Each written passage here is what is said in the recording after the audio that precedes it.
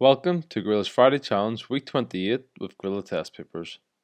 This weekly series is designed to help you master all key topics in the SEAG specification. This week we will look at the topic of decimals and multiplying. This is the first question of the week. The question asks, what is 2.4 multiplied by 10? Pause the video now to try the question yourself. Alright, let's get into it. The learning point for this question is that when you multiply a decimal by 10, you move all the digits one place to the left. On the screen now you can see the number 2.4 laid out in a place value table. So let's look at what happens when we move each digit one place to the left step by step. So the 2 moves from the ones place to the tens place. The 4 will move from the tenths place to the ones place.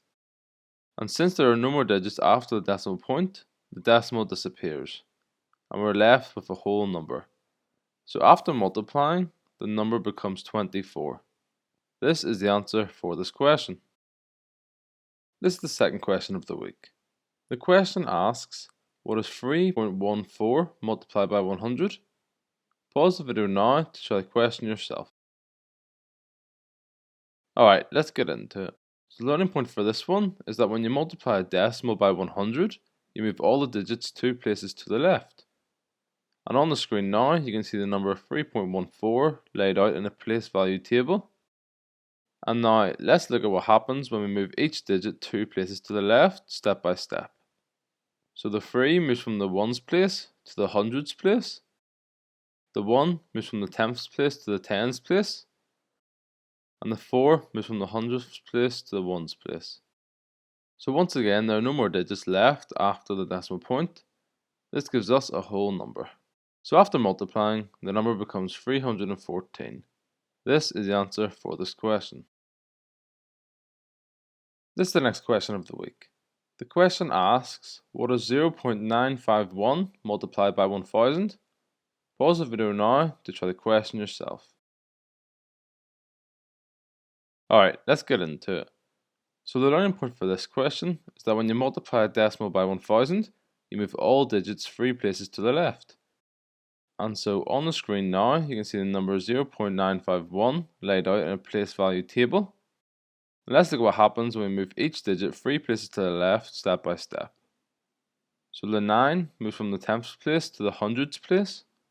The 5 moves from the hundredths place to the tens place. And the 1 which moves from the thousandths place to the ones place. And also the 0 from the original ones column now becomes part of the decimal places, so it's no longer needed in our final answer. So after multiplying, the number becomes 951. This is the answer for this question. This is the fourth question of the week. The question asks, what is 2.08 multiplied by 1000? Pause the video now to try the question yourself. Alright, let's get into it. So on the screen now, you can see the number 2.08 laid out in a place value table.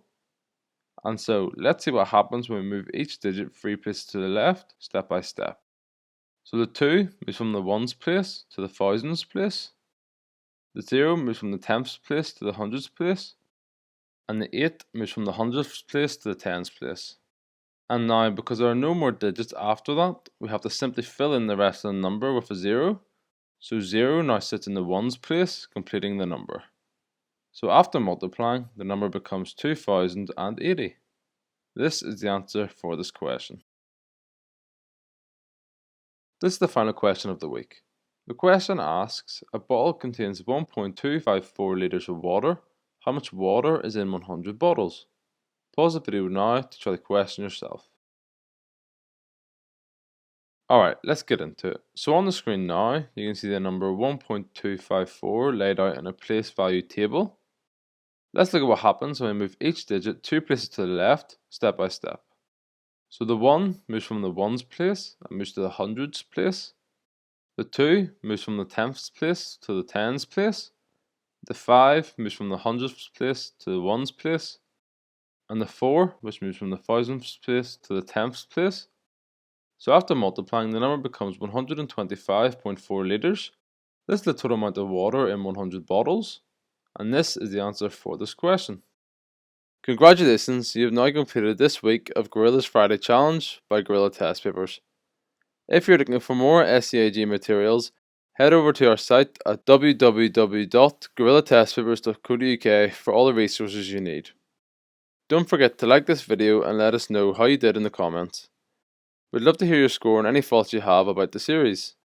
See you next week for another session of Gorilla's Friday Challenge.